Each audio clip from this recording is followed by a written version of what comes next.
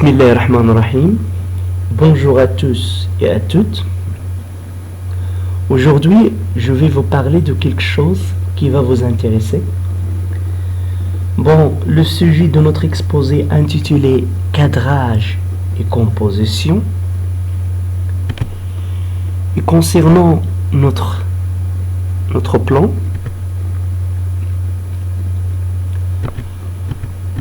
on va commencer bien sûr par l'introduction.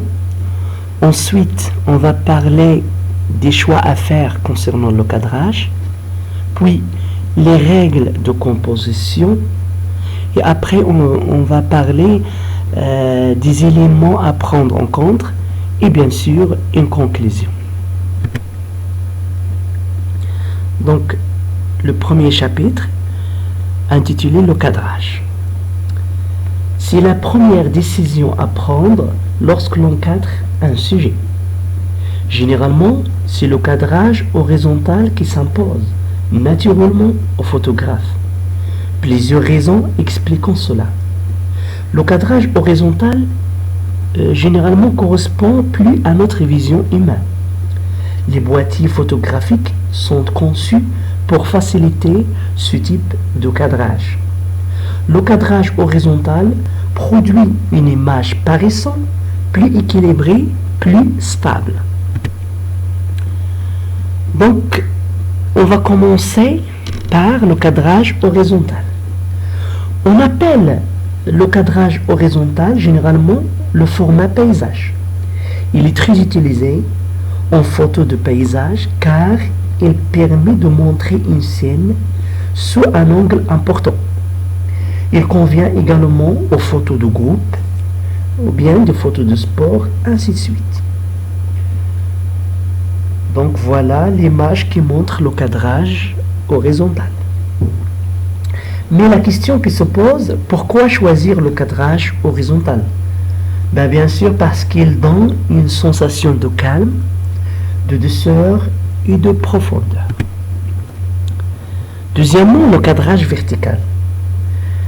C'est tout simplement le cadrage vertical convient particulièrement aux prises de vue des portraits, aux sujets verticaux, mais aussi aux sujets dont l'action se déroule sur la hauteur, par exemple des escalades, des cascades.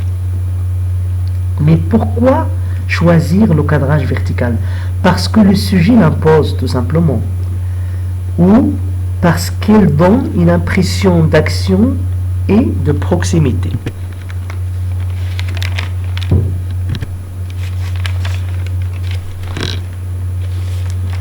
Le point de vue. Le point de vue permet au photographe de communiquer sans ressentir ses émotions face au sujet. Un point de vue rapproché du sujet exprime l'intimité, tandis qu'un point de vue plus éloigné montrera une certaine distance. Généralement, il y a trois possibilités. Ce qu'on appelle la hauteur d'œil, c'est tout simplement la position normale pour un portrait. Le photographe est à la même hauteur que le sujet. Deuxièmement, en plongée, c'est-à-dire le photographe est situé en hauteur par rapport au sujet à photographier. L'appareil photo est orienté vers le bas, d'où le terme plongée. Un tel cadrage donne une impression de solitude, de détresse, ainsi de suite. Le photographe devient dominateur par rapport à son sujet. Troisièmement, contre-plongée. Le photographe est plus bas que le sujet et oriente son appareil vers le haut. Ce type de cadrage donne une impression de puissance et de domination du sujet.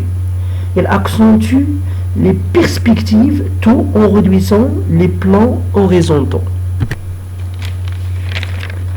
On passe maintenant, si vous permettez, pour parler de la taille des plans. Généralement, la terminologie utilisée pour définir la taille des plans ne vient de l'industrie du cinéma, ce qu'on appelle le langage filmique. Il convient aussi à la photographie. En commençant par le plan général. Tout simplement, le sujet est pris dans son environnement général. Le sujet est donc vu avec un certain recul puisqu'il est intégré à son grand espace. C'est le plan idéal pour insister sur l'étendue de l'endroit photographié et sur la forte relation entre le sujet et le lieu où il se trouve. Ce type de photo demande une grande profondeur de champ. Deuxièmement, le plan d'ensemble. Le cadrage est plus serré qu'avec le plan général. Le sujet occupe une demande, ou bien une grande partie de l'image. Il devient identifiable, mais sa relation avec son environnement reste toujours prépondérante. Troisièmement, le plan moyen. C'est tout simplement, le plan moyen est un cadrage resserré sur le sujet, principalement qui apparaît en entier sur la photo. Dans ce plan, le sujet prime maintenant sur le décor. Il faut soit se rapprocher du sujet, soit utiliser un téléobjectif. Le plan américain consiste à cadrer un personnage à mi-cuisse. Le sujet est isolé du décor par une profondeur de champ réduite.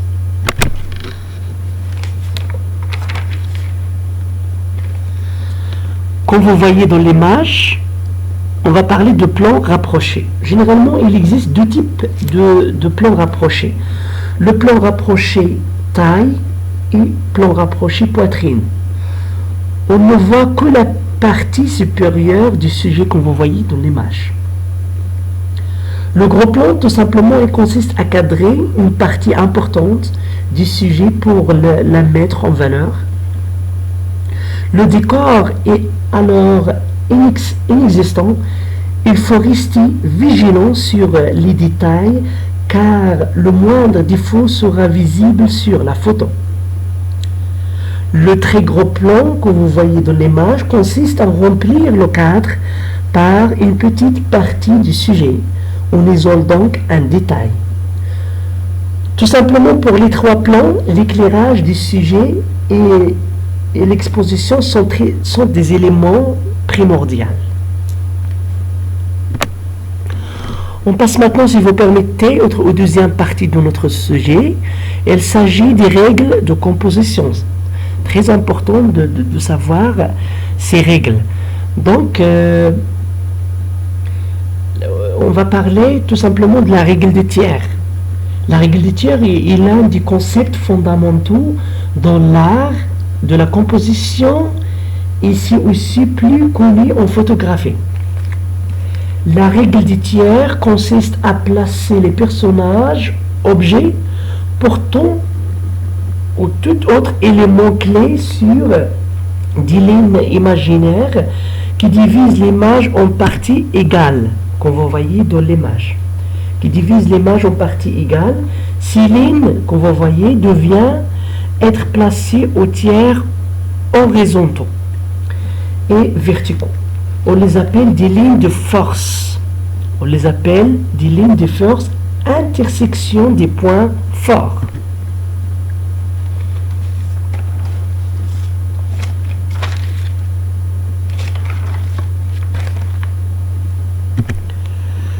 Donc, comment ça marche, cette règle du tiers? Comme vous voyez dans ce schéma, vous retrouvez deux lignes horizontales qui divisent l'image en trois parties égales. Il est de même avec des lignes verticales. Les 4 points que vous voyez d'intersection sont représentés par des cercles de couleur jaune là. L'objectif de la règle des tiers est de dynamiser son cadrage, le rendre plus vivant. Pour cela, il faut donc placer les éléments importants sur les lignes de force ou encore mieux sur les points forts. Les points d'intersection de l'image, l'œil s'appuie naturellement sur des points forts pour comprendre ce qu'il regarde. On passe maintenant, si vous permettez, à la lecture d'une image. Des tests scientifiques ont déterminé que tous les individus d'une même culture ont le même cheminement visuel. Donc lorsqu'on découvre une photo, nous avons une structure perspective commune. Il va falloir se servir de cette connaissance de mécanisme de regard pour attirer le spectateur de sa photo vers le sujet principal, bref, le diriger vers le message important. Donc, ce qu'il faut retenir, le balayage de l'œil se fait dans le sens de l'habitude culturelle. Il aura donc tendance à aller de gauche à droite, et de haut en bas. On appelle ce balayage tout simplement la lecture en Z, la lecture en Z. Voilà qu'on va voyer de l'image, la lecture en Z. Donc, troisième partie de notre cours, ou bien de notre exposé, c'est de savoir les formes, la signification de certaines formes. Par exemple, donc avant de donner des exemples, il faut placer correctement les formes élémentaires dans une image. Ce placement va donner un certain impact à la photographie. Pour qu'une forme ressorte, il faut qu'il se détache du fond de l'image. Voilà quelques formes élémentaires et l'impression qu'il donne. Par exemple, le carré est symétrique et donc donne une impression de calme et de stabilité. Par exemple, le triangle descend accélérer le mouvement de regard et donne une certaine impression d'insécurité. Le cercle symbolise l'infini, la douceur, l'harmonie. Il donne donc une impression d'un équilibre parfait, si vous voulez. Le rectangle horizontal évoque une atmosphère paisible, le repos, mais il peut également donner l'impression de lourdeur et de froideur. Le rectangle vertical exprime la puissance, la force, la solidarité, ainsi de suite. Donc, pour conclure, bien pour terminer, n'oubliez jamais que votre photo doit raconter quelque chose. C'est très important. Elle doit faire passer un message, une mission. Il est donc conseillé de ne montrer qu'un seul sujet principal. Et ben voilà, je vous remercie de votre attention et à très bientôt. Merci beaucoup.